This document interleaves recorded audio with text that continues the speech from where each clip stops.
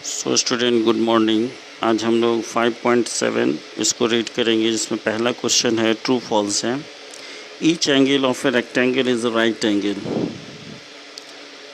Rectangle जो होता है उसका प्रत्येक एंगल जो है उसका वैल्यू 90 डिग्री के बराबर होता है, तो ये ट्रू हो जाएगा। सेकेंड है the opposite side of a rectangles are equal in length. ये भी करेक्ट है, ये सही हो जाएगा। रेक्टेंगल जो होता है उसका अपोजिट आमने सामने का जो साइड होता है वो इक्वल होता है, बराबर होता है, तो ये करेक्ट है। The diagonal of a squares are perpendicular to one another.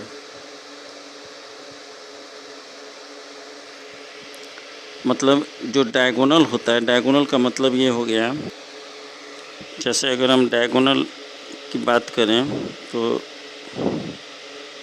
यहाँ पर एक ये हो गया डायगोनल, हम लोग इसको कहेंगे। ये जो है हमारा डायगोनल होगा, ये भी डायगोनल होगा, ये दोनों को हम लोग जो है डायगोनल कहेंगे। तो क्वेश्चन जो कह रहा है वो क्वेश्चन ये कह रहा है कि the diagonal of a square are perpendicular to one another. ये एक दूसरे पर परपेंडिकुलर है, ठीक है। इस पर ये परपेंडिकुलर है और इस पर ये परपेंडिकुलर, तो ठीक है, इसको भी हम करेक्ट ट्रू ही बोलेंगे। अगला क्वेश्चन है कि all the sides of a rhombus are of equal length.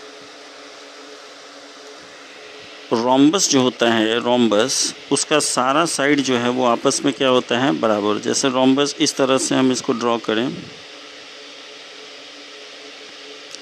तो इसमें सारा साइड जो होगा वो आपस में बराबर होगा, तो ये करेक्ट है।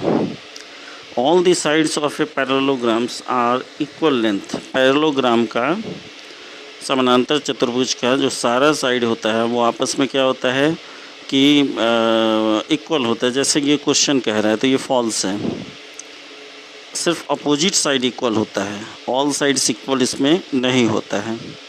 The opposite side of a trapeziums are parallel. Trapezium जो होता है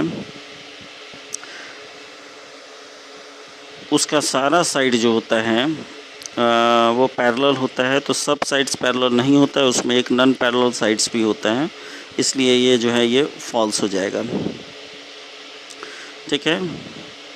तो अगर हम ट्रेपीजियम का डेफिनेशन आर.एस. अग्रवाल में से देखें, अभी हम आर.एस. अग्रवाल बुक भी स्टार्ट करेंगे, तो उसमें ट्रेपीजियम का डेफिनेशन दिया हुआ है। सारे बच्चों के पास बुक है, बुक में जाके देख लीजिए। उस डेफिनेशन में लिखा हुआ है कि उसमें वन जो है वन पेयर जो साइड होता है वो नॉन पैरेलल होता है, आपस में पैरेलल नहीं होता है। तो आप डेफिनेशन देखेंगे आपको समझ में आ जाएगा। तो अगला क्वेश्चन है, इसमें गिव रीज़न देना है। A square can be thought of as an special rectangle. मतलब इसका सेंस ये है कि हम लोग जो है एक स्क्वायर को रेक्टेंगल कब कहेंगे। तो इसका आंसर जो है वो देख लेना है कि a rectangles with all sides equal. जब किसी रेक्टेंगल का सारा साइड इक्वल हो जाएगा तभी वो क्या हो जाएगा, स्क्वायर हो जाएगा। दूसरा है a rectangle can be thought of as a special parallelogram. एक रेक्टेंगल जो है उसको हम पैरेललोग्राम कब कहेंगे, तो a parallelogram with each angles a right angle becomes a rectangle. जब राइट एंगल जो है प्रत्येक एंगल जो है उसका हो जाएगा तभी उसको हम रेक्टेंगल पैरेलल, चूँकि पैरेललोग्राम में जो है वो सारा एंगल जो है वो 90-90 का नहीं होता है, जबकि रेक्टेंगल में होता है। तो पैरेललोग्राम रेक्टेंगल तभी बनेगा, आसान भाषा में समझे, पैरेललोग्राम तभी रेक्टेंगल बनेगा जब उसका सारा एंगल जो है उसका मेज़रमेंट 90 के इक्वल हो जाएगा, बराबर हो जाएगा। थर्ड है a square can be thought of as a special rhombus. Square को जो है हम रोम्बस कब कहेंगे, तो यहाँ पर देख लेना है कि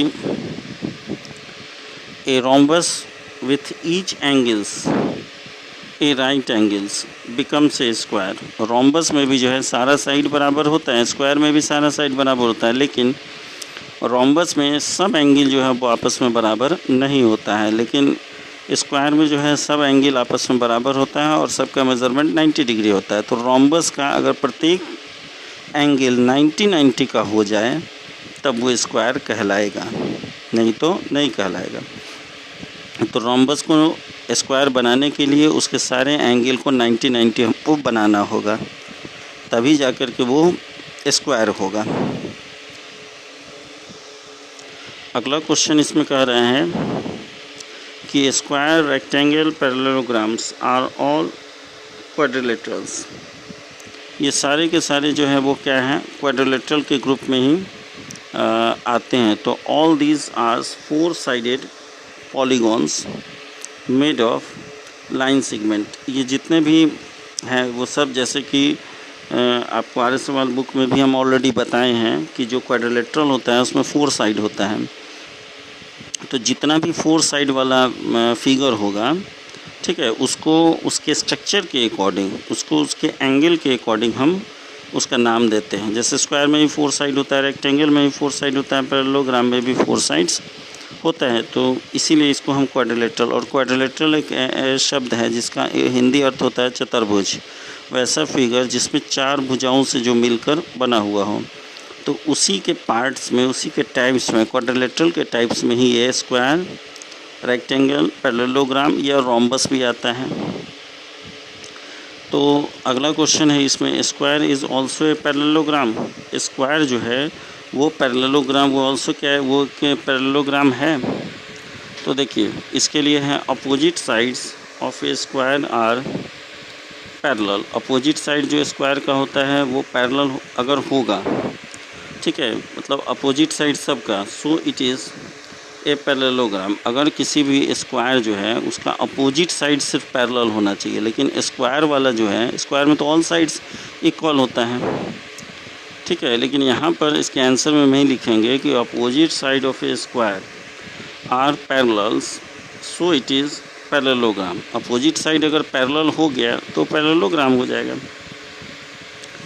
और लास्ट जो है उसका आंसर है यहाँ पर, क्वेश्चन जो है कि square is also a parallelogram. D का था ये ई का, तो ये जो है हम ई का आंसर आपको दिखा दिए, ये ई का आंसर है। अगला क्वेश्चन जो है 3rd नंबर कि a figure is said to be a regular. Regular शब्द का मतलब होता है कि जिसका सारा साइड इक्वल होता है, ऑल साइड्स इक्वल होता है, उसको रेगुलर कहते हैं। If it is sides are equal in length and angles are equal in measure, मतलब अगर हम मेज़रमेंट करें तो सारा साइड, सारा एंगल जो है वो क्या होगा, इक्वल होगा। Can you identify the regular quadrilateral. तो देखिए रेगुलर क्वाड्रिलेटरल जो होगा उसमें सारा साइड उसका इक्वल होगा। बस एक ही लाइन का आंसर लिखेंगे कि square is a regular quadrilateral.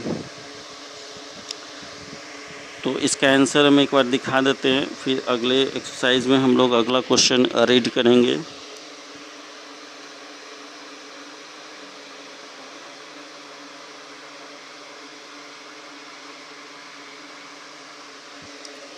तो आज के लिए इतना ही, अब अगले दिन अगला एक्सरसाइज।